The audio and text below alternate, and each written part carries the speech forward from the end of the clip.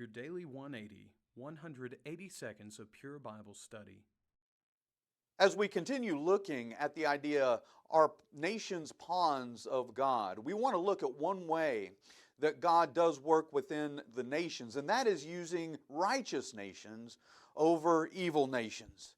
It should be the desire of every nation to follow God. Hello friends, welcome to Your Daily 180 Bible Study.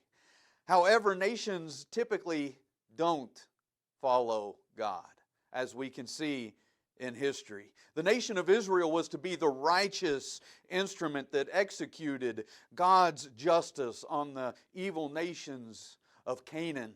They weren't getting an inheritance because they had been so good or because they were special in and of themselves. God had a task for them to do.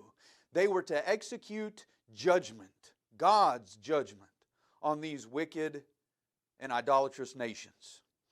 God gave Israel a strict charge to wipe out everything from the land that they were to inherit. In Deuteronomy chapter 20, verses 16 and 17, "But of the cities of these peoples with which the Lord your God gives you as an inheritance, you shall let nothing that breathes remain alive. But you shall utterly destroy them, the Hittite and the Amorite and the Canaanite and the Perizzite and the Hivite and the Jebusite, just as the Lord your God has commanded you." Very specific commands. You shall utterly destroy them just as I have commanded you.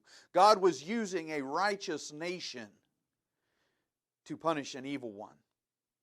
But Israel did not always do as they were commanded, and they became as bad and sometimes worse than the nations that were around them. Ezekiel was sent to prophesy against Israel for their disobedience. In Ezekiel 2 verses 3 and 4, we can see that that was his purpose, to go against Israel and to cry against them for their wickedness and turning their backs against God.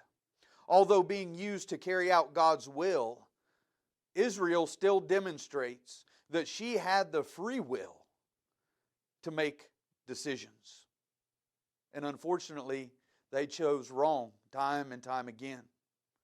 Since Israel was to be God's righteous nation, different measures would have to be taken to bring them to repentance. The righteous nation overtaking an evil one is always the best plan, but sometimes that's not the plan that God uses. Thank you for tuning in today for your daily 180 Bible study, and we look forward to seeing you tomorrow.